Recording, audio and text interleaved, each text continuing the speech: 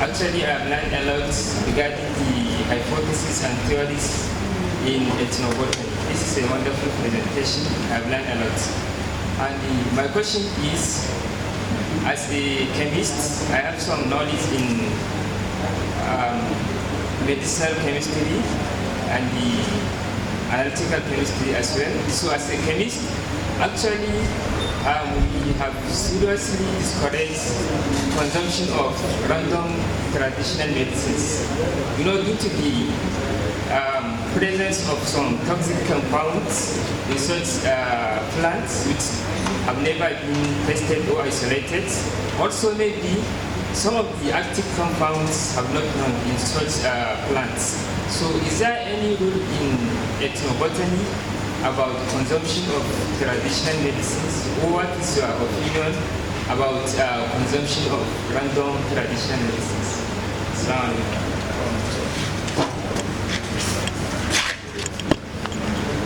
Thank you.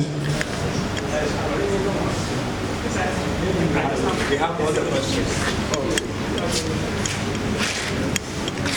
Assalamu alaikum warahmatullahi. My name is Foiku Makarama from the Department of Microbiology, Umaru Musarado University. I congratulate and commend the presenter for the wonderful presentation, which we all learned a lot about. Mine is just concerning the time constraint. It's just a suggestion to the presenter that lots has been said about medicinal plants, the applications in curing disease, and so many. Whenever you talk about disease, you're talking about things that are quite related to microbial sciences. So if the presenter is able to complement most of the research that he has been doing with some of the microbial science, it would have been much more wonderful research that most of you will benefit from more than what thank you.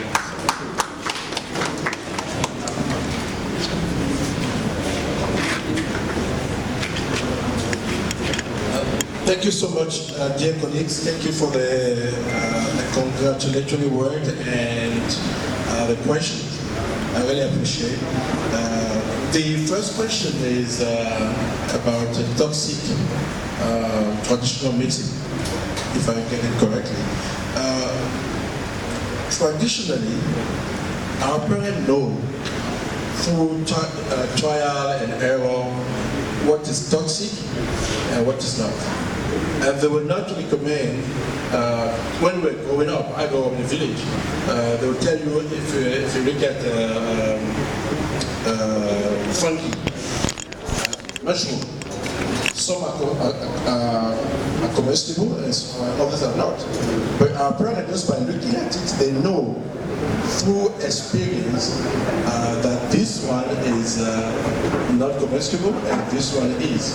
So it is definitely not advisable for children to eat anything. If it is based on traditional knowledge, our parents know. And they have, unfortunately, it's not really documented through traditional culture and system, but they know what is toxic and what is not. So that's the, and when, I'm very happy that you're a chemist, so if you want to test if it is really toxic, and we have a lot of case studies in South Africa, for example, where we go to the field for data collection, we collect a couple of plants or mushrooms, for example, and we were warned that these are not comestible, these are dangerous, don't eat it, don't even touch it. Not let you touch your ears and all those things.